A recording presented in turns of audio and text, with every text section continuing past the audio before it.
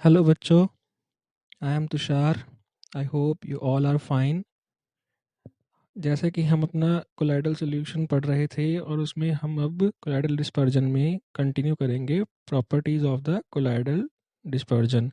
तो इसमें जो है किसी भी कोलाइडल सॉल्यूशन में जो पार्टिकल्स रहते हैं डिस्पर्जन मीडियम के बीच में, तो उनकी कुछ प्रॉपर्टीज़ हम देखेंगे जो कि कोलाइडल सॉल्यूशन पे डायरेक्टली असर डालती हैं। तो इसको 3 तरह की कैटेगरीज़ में डिवाइड किया गया है इन प्रॉपर्टीज़ को। पहली तो रहती है ऑप्टिकल प्रॉपर्टीज़, दूसरी है काइनेटिक प्रॉपर्टीज़ और तीसरी है इलेक्ट्रिकल प्रॉपर्टीज़। ऑप्टिकल प्रॉपर्टीज़ जो है फर्दर क्लासिफाइड है टिंडल इफ़ेक्ट और लाइट स्कैटरिंग में। जो काइनेटिक प्रॉपर्टीज़ है वो आगे डिवाइडेड है ब्राउनियन मूवमेंट में और डिफ्यूज़न में। इलेक्ट्रिकल जो प्रॉपर्टीज़ हैं ये बेसिकली पार्टिकल्स के चार्ज से रिलेटेड प्रॉपर्टीज़ हैं और ये आगे डिवाइडेड हैं इलेक्ट्रोफोरेसिस से और इलेक्ट्रो ऑस्मोसिस। इन दो कैटेगरीज में मेजरली डिवाइडेड हैं। तो अभी हम पहले पढ़ेंगे ऑप्टिकल प्रॉपर्टीज़ को। ऑप्टिकल प्रॉपर्टीज़ में पहले हम पढ़ते हैं लाइट स्कैटरिंग को। इससे पहले कि मैं टॉपिक को शुरू करूं, आपको ये बता देता हूं कि जो ऑप्टिकल प्रॉपर्टीज़ है ना, ये information regarding the shape, size, structure और मॉलिक्यूलर वेट ऑफ कोलाइड्स, इसको फाइंड आउट करने में हमारी हेल्प करती है। ऑप्टिकल प्रॉपर्टीज़ हम देख के बता सकते हैं कि वो किस साइज़ के पार्टिकल्स होंगे और क्या उनका मॉलिक्यूलर वेट होगा, क्या उनकी शेप होगी। तो टिंडल इफ़ेक्ट का पता है आपको कि टिंडल इफ़ेक्ट क्या होता है? और टिंडल इफ़ेक्ट जो है वो डिराइव्ड ही होता है स्कैटरिंग ऑफ लाइट से। तो हम पहले स्कैटरिंग ऑफ लाइट देखते हैं। क्या होता है कि कोई भी जो पार्टिकल है अगर बहुत स्मॉल है तो उसके ऊपर जैसे कोई लाइट टकराएगी तो वो इधर उधर डिस्पर्स नहीं करेगी, वो सीधी पास कर जाएगी। लेकिन जब साइज़ को हम बढ़ाएंगे और बढ़ाते बढ़ाते वो कोलाइडल साइज़ में आ जाएगा जब पार्टिकल, तो लाइट की स्कैटरिंग स्टार्ट हो जाएगी। मतलब वो हर तरफ को लाइट जो है वो मूव करेगी। तो इससे क्या होता है, इस स्कैटरिंग से जो पाथवे है लाइट का वो विजिबल हो जाता है। और विजिबल क्यों हो रहा है? Due to the scattering. किसके द्वारा? कोलाइडल पार्टिकल्स के द्वारा।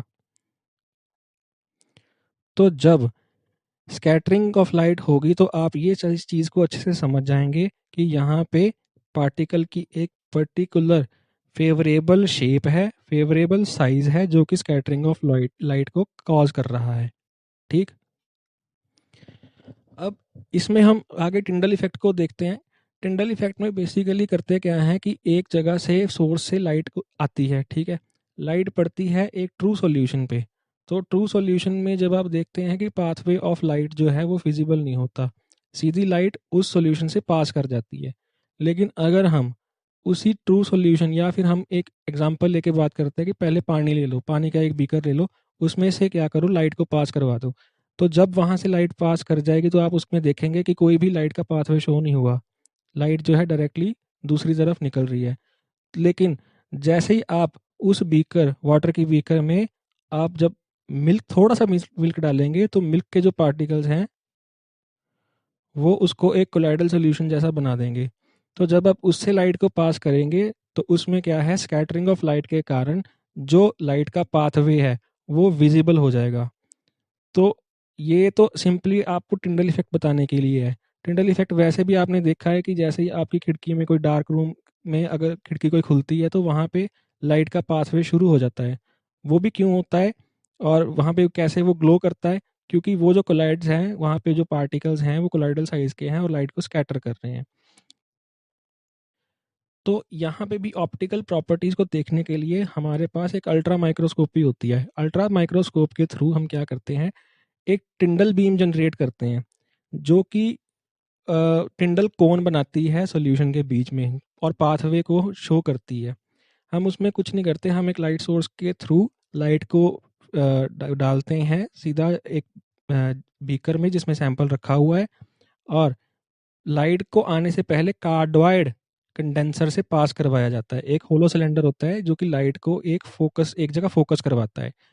तो फिर हम क्या करते हैं, उसको जब वहाँ पे लाइट फोकस हो रही होती है तो हम जहाँ पे जैसे जैसे सैंपल रखा हुआ है तो उसको हम डायरेक्टली उसकी दूसरी मतलब अपोजिट साइड से नहीं देखेंगे बल्कि राइट एंगल से देखेंगे। मतलब बीकर रखा हुआ है और हम ऊपर से देखेंगे तो ऊपर से जो है आपको कोलाइडल पार्टिकल्स दिखने शुरू हो जाएंगे। लेकिन अगर आप साइड से देखेंगे या फिर बिल्कुल जहाँ से लाइट सोर्स ऑफ लाइट है उसकी अपोजिट साइड से देखेंगे, तो वहाँ पे आपको पार्टिकल्स जो हैं वो दिखेंगे ही नहीं।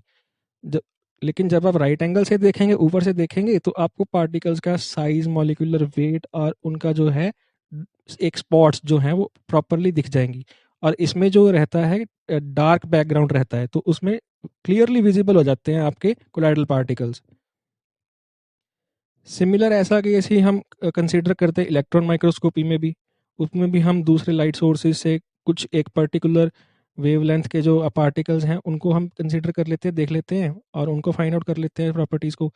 इसी तरह से टर्बिडिटी है, टर्बिडिटी भी हम लाइट के थ्रू, और टर्बिडिटी को भी लाइट लाइट के थ्रू एक डार्क बैकग्राउंड पे रख के नेसलर सिलेंडर में, तो वहाँ से भी हम टर्बिडिटी के थ्रू फाइंड आउट कर लेते हैं कि पार्टिकल्स का क्या साइज़ होगा या फिर वो कोलाइडल सॉल्यूशन है या नहीं है। तो ये जो लाइट की स्कैटरिंग है, ये बहुत सारी चीज़ों पे डिपेंड भी करती है। एक तो intensity of the scattered light, क्या इंटेंसिटी है उसकी, और इंसिडेंट लाइट की क्या इंटेंसिटी है। फिर distance from the scattered particle to the point of observation, ये भी मैटर करता है, टर्बिडिटी भी मैटर करती है।